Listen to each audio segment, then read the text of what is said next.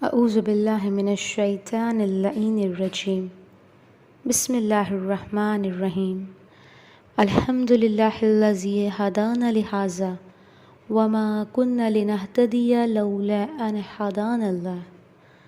عزیزو، کل کے درس میں سورہ عنکبوت کی ہمیں یہ پیغام ملا کہ خداوند عالم نے ہمیں حکم دیا ہے، اور سورہ عنکبوت کی 8ویں آیت میں خدا نے حکم دیا ہے کہ اپنے والدین کے ساتھ نیکی کرو، اپنے والدین کے ساتھ اچھا سلوک کرو، اور جو بھی یہ کرے گا تو خدا اس کو بہترین اجر دیں گا۔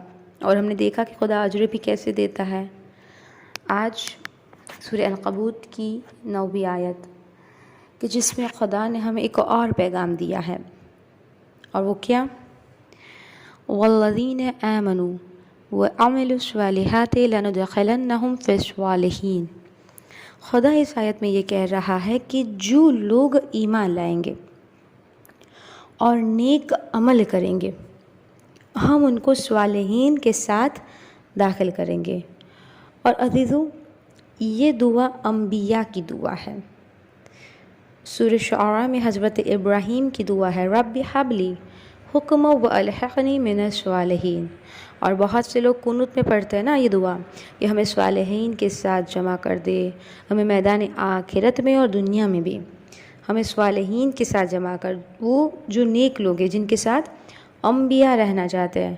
اور وہ کیسے رہنا چاہتے ہیں؟ دیکھیے، جو ہماری زندگی جو ہے نا وہ مختصر ہے، یعنی 80 ایئرز، 60 سال، اس سے آگے کوئی بڑھتا ہی نہیں ہے، 80 سال 90 سال، مگر اس کے بعد تو جو زندگی ہے وہ لامحدود ہے، یعنی اس کے بعد موت نہیں ہے، ہمیشہ کی زندگی ہے۔ ہم اس زندگی کے بارے میں کبھی نہیں سوچتے، ہم صرف دنیا کے بارے میں سوچتے، لیکن یہ دنیا اصل میں یہ ہمارے لیے عزیزان محترم اصل زندگی نہیں ہے۔ اصل زندگی تو ہماری آخرت ہے، یعنی جو موت کے بعد جو اصل زندگی ہماری شروع ہوگی وہی ہماری اصل زندگی ہے، اور اس میں پھر موت نہیں ہے، وہ لامحدود زندگی ہے۔ تو حضرت موسیٰ نبی نے عزیزان محترم ملتا ہے کہ ایک دن خدا سے کہا کہ پروردگارہ، آخرت میں میرا پڑوسی کون ہوگا؟ وہ جو ہمیشہ کی زندگی ہے وہاں میرا پڑوسی کون ہوگا؟ اب اللہ نے عجیب جواب دیا، کہا موسیٰ فلاں قصاب کے پاس چلے جاؤ، وہ تمہارا پڑوسی ہے۔ اب عزیزو، اگر ہم سے کوئی کہہ دے کہ اللہ اگر ہم سے یہ کہہ دے کہ تمہارا پڑوسی کوئی قصاب ہے تو ہم کیا کہیں گے؟ یہ کیا پروردگار بنایا تو قصائی کو بنایا ہمارا پڑوسی، ہمیشہ کے لیے قصائی کو ہمارا پڑوسی بنا دیا، ہمارا پڑوسی رکھ دیا، اور کیوں رکھ دیا؟ کیا خاصیت یہ وہ؟ لیکن موسیٰ نبی نے یہ نہیں کہا، یعنی جناب موسیٰ نبی نے سوچا کہ اس قصاب میں کوئی ایسی بات ضرور ہے جو نبی کا پڑوسی بن رہا ہے۔ اب جناب موسیٰ نبی گئے، وہ قصائی کی دکان پر بیٹھ گئے۔ اب جناب موسیٰ نبی دیکھتے ہیں کہ وہ کیا عمل کر رہا ہے۔ دن گزر گیا، اس کی خرید فروخت شروع ہوئی، اور دن گزر گیا، شام ہو گئی، دکان بند کرنے کا وقت جب آیا تو موسیٰ گئے اس قصاب کے پاس اور کہا کہ کیا آپ مجھے اپنا مہمان بنائیں گے؟ اب وہ قصاب پہچانتا نہیں تھا کہ یہ موسیٰ نبی ہے۔ کہا ہاں چلیے نا میرے گھر۔ اب وہ قصائی جناب موسیٰ نبی کو اپنے گھر لے کر آیا، اور مہمان کی یعنی جناب موسیٰ نبی کی خاطر تواضع کی، اور اس کے بعد وہ اٹھا، اوپر سے ایک ٹوکری اٹھائی۔ اب جو ٹوکری اٹھائی تو موسیٰ نبی نے دیکھا کہ اس ٹوکری میں اس کی ضعیف ماں جو بالکل زمین گیر ہو چکی تھی وہ اس ٹوکری کے اندر تھی، جو نہ بالکل چل سکتی ہے نہ وہ ہل سکتی ہے۔ ایک بارگی اس قصاب نے اپنی ماں کو اٹھایا، اس کا لباس تبدیل کیا، کھانا جو بہت اچھا اس نے بنایا تھا اس نے اپنے ہاتھوں سے اپنی ماں کو کھلایا، اور پھر صفائی کر کے پھر ماں کو اوپر رکھ دیا۔ اب جناب موسیٰ نبی نے سوال کیا کہ تم نے اپنی ماں کو ٹوکری میں اتنی اوپر کیوں رکھا ہے؟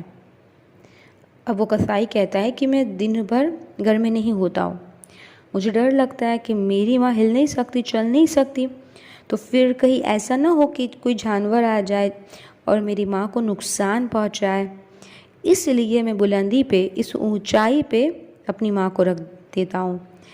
لیکن کہا جب تم اپنی ماں کو کھلا رہے تھے، اب جناب موسیٰ نبی نے سوال کیا کہ تم اپنی ماں کو جب کھلا رہے تھے تو تمہاری ماں کیا بول رہی تھی؟